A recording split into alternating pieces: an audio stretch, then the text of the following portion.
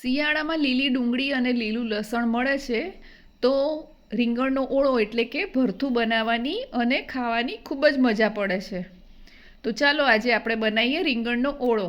તો એના માટે મેં થોડું કુકરમાં તેલ મૂક્યું છે, એમાં રઈ ઉમેરી છે અને રઈ તતડે એટલે હિંગ નાખી એમાં લીલું લસણ અને લીલી ડુંગળી બંનેને ઝીણી ઝીણી સુધારવાની છે ધોઈને, અને એ ઉમેરવાની છે. તો 750 ગ્રામ રીંગણ માટે મેં 500 ગ્રામ લીલી ડુંગળી અને 100 ગ્રામ લસણ લીધું છે લીલું.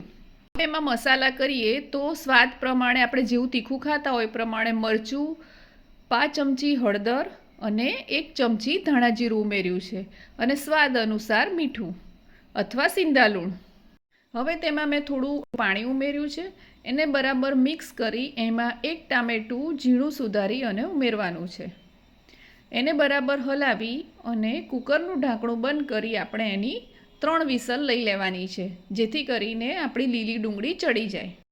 પાણી મને થોડું ઓછું લાગે છે એટલે હું થોડુંક બીજું પાણી ઉમેરું છું. એને બરાબર મિક્સ કરી દઈશું, હલાવીને આપણે કુકરનું ઢાંકણું બંધ કરી દઈશું. આ રીતે આપણે કુકરમાં લીલી ડુંગળી અને લીલું લસણ વઘારીશું અને સીટી લગાવી દઈશું તો આપણી લીલી ડુંગળી ઝડપથી ચડી જશે. હવે કુકરની 3 સીટી વાગે ત્યાં સુધી આપણે રીંગણને શેકી લઈશું. તો ઓળાના જે મોટા રીંગણ મળે છે એ મેં નથી લીધા, એના કરતાં આ મીડિયમ સાઇઝના વધુ મીઠા લાગે છે, તો આ રીતના ભૂટ્ટા લીધા છે. તો એને પાણીથી ધોઈ અને આ રીતે એના બાજુના જે છોડા હોય છે એ કાઢી નાખી અને આ રીતે ચપ્પુથી આપણે કાપા પાડવાના છે થોડા થોડા અંતરે, અને પહોળું કરીને ચેક કરી લેવાનું કે ક્યાંય રીંગણ સડેલું છે કે નહીં. અને આમ કરવાથી આપણું રીંગણ પણ વચ્ચે કાપા પાડવાથી સરસ રીતે ચડી જાય છે, એટલે કે શેકાઈ જાય છે. તો ઉપર પણ આ રીતે પાડવાના છે કાપા, અને પછી એને ગેસ ચાલુ કરી અને ડાયરેક્ટ એની ઉપર શેકવા આ રીતે મૂકી દેવાનું છે રીંગણ. તો સૌથી પહેલાં આપણે આ રીતે એના ટોપના ભાગને શેકવાનું છે, જેથી આપણે એનું જે પાછળ દાંડી છે એ શેકાઈને તૂટી ના જાય, એટલે પહેલાં પકડીને આપણે એને બરાબર શેકી શકીએ.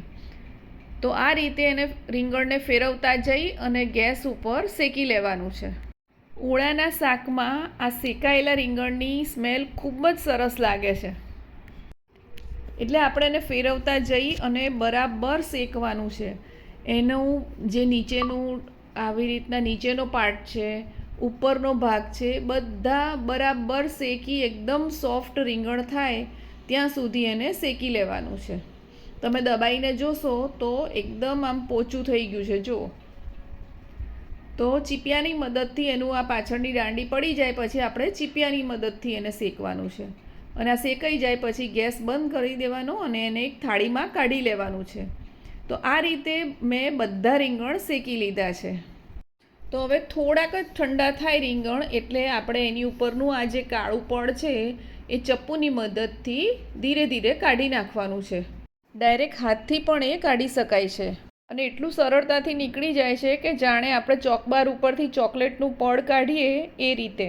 એ ખાલી ધ્યાન એ રાખવાનું છે કે એને બરાબર શેકવાનું છે, બરાબર પોચા થઈ જાય ત્યાં સુધી શેકવાનું, જેથી રીંગણ અંદરથી બરાબર ચડી જાય. તો ઓળો બનાવવા માટેના મોટા રીંગણ પણ વાપરી શકીએ છીએ અને આવા નાના રીંગણ પણ લઈ શકાય છે, પરંતુ મોટા રીંગણ કરતાં આવા નાના રીંગણનો ઓળો ખૂબ જ મીઠો લાગે છે.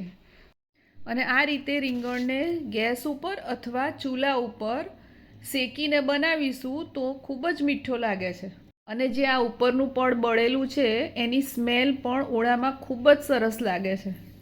તો આ રીતે બધા જ રીંગણનું ઉપરનું પડ આપણે કાઢી લેવાનું છે અને એનો માવો કરી લેવાનો છે. તો એનો માવો કરવા માટે પહેલાં આપણે રીંગણને થોડું આવી રીતના પહોળું કરીને જોઈ લેવાનું છે.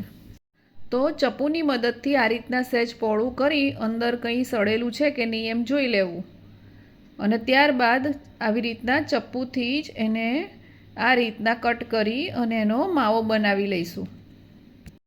તો માવો એકદમ ઝીણો ઝીણો બને ત્યાં સુધી આપણે આ પ્રક્રિયા કરવાની છે. તો જુઓ હવે સરસ મજાનો ઝીણો માવો થઈ ગયો છે.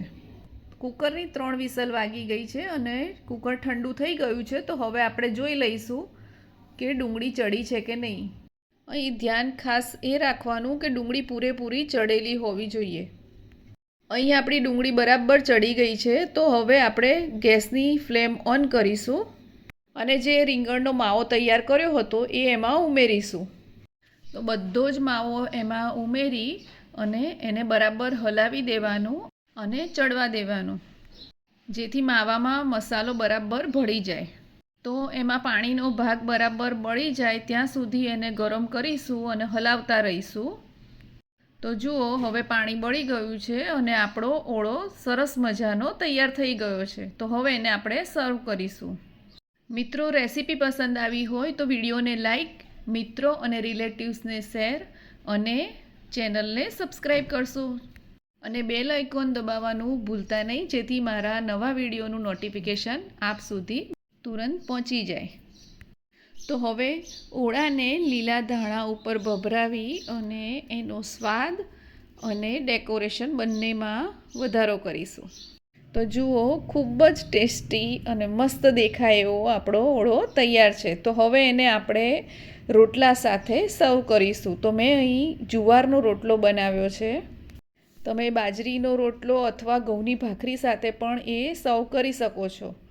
તો સરસ મજાનો ગરમા ગરમ ઘી લગાડેલો રોટલો અને રીંગણનો ઓળો ખાવાની શિયાળામાં ખૂબ જ મજા પડી જાય છે. તો તમે પણ આ રીતે એકવાર કાઠિયાવાડી ડીશ બનાવી અને ટ્રાય કરજો અને કેવો બન્યો એ મને કોમેન્ટમાં કહેજો.